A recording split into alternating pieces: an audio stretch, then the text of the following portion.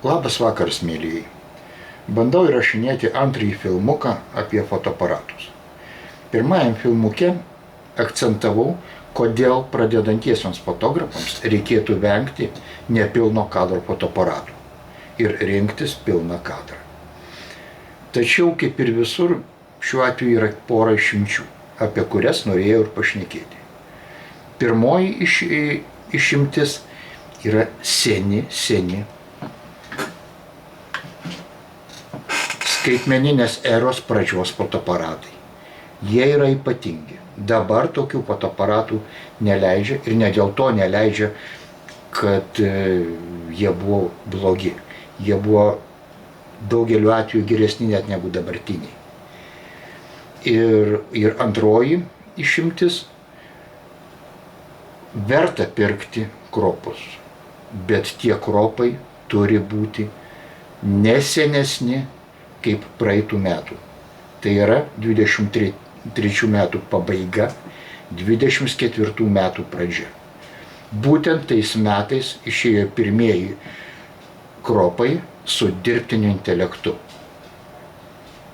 Apie juos pašnekėsim vėliau. Aš turiu porą tokių aparatų, jau pusę metų turiu ir esu padaręs kelis tūkstančius nuostabių kadrų.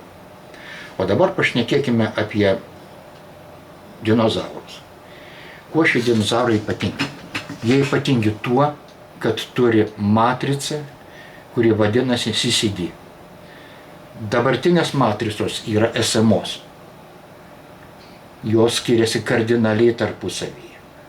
Pabandysiu paaiškinti skirtumą. Skirtumas yra toksai.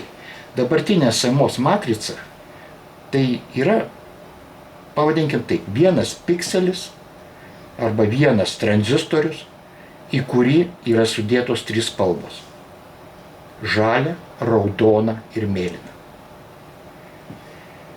CCD matrica veikia kitų principų. Tenais yra natūralaus dydžio matrica, kurioje tai yra trys matricos vienoje. Ir kiekviena matrica nuskaito savo spalvą – žalia, mėlyna, raudona. Privalumas CCD matricų yra tai, kad jos, aš pasižymėjau, pasižymi mažais triukšmais. Tai yra matricos jautrumo šviesai. Jeigu nuskaitinėja raudoną matricą, tai yra dideliu plotu. Jeigu nuskaitinėja mėlyną spalvą, tai yra dideliu plotu. Ir jeigu nuskaitinėja žalią spalvą, irgi visų plotų. Jų labai yra aukštas dinaminis diapazonas. Jos turi mažai triukšmų. Kodėl šių matricų negamina dabar?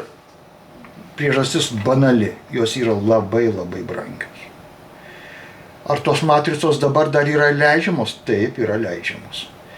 Jos yra montuotas visuose kosminiuose aparatuose, kur reikalingas didelis jautrumas šviesai ir gera kokybė. Rankose laikau Pentaxą K10D. Kuo jis yra ypatingas ir kuo, pavadinkim, net taip galbūt skiriasi nuo dabartinių kropų. Pirmoji išskirianti jį priežastis tai yra 4 stopų stabilizatorius. Pentaxui yra 18 metų. Klausot? Prieš 18 metų fotoaparatas su 4 stopų matricos stabilizacija. Kaip pavyzdį galiu pasakyti taip. Canonai savo fotoaparatus su matricos stabilizacija išleido prieš porą metų. Artimiausi konkurentai Pentaxui tuo metu buvo Nikonas 80 ir Canon 30D. Jie taip pat buvo su SSD matricomis ir jeigu jūs užmatysite pigiai, galite išbandyti. Rekomenduoju šios fotoaparatus. Pirmiausiai kaina. Šių fotoaparatų kaina 50–100 eurų. Su objektyvais.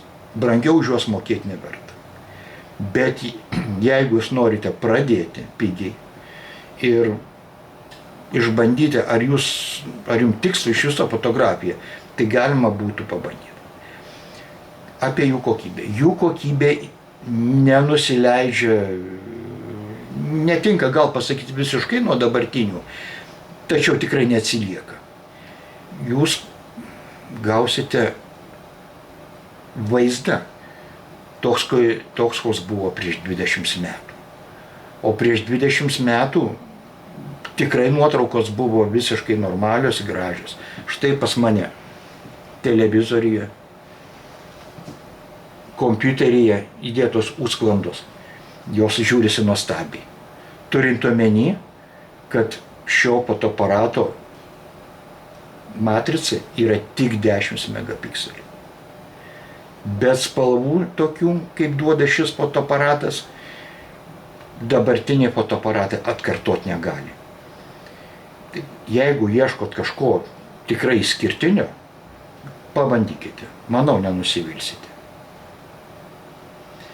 Sekantį kartą pašnekėsime apie kropus, šiuolaikinius kropus ir kodėl juos verta imti.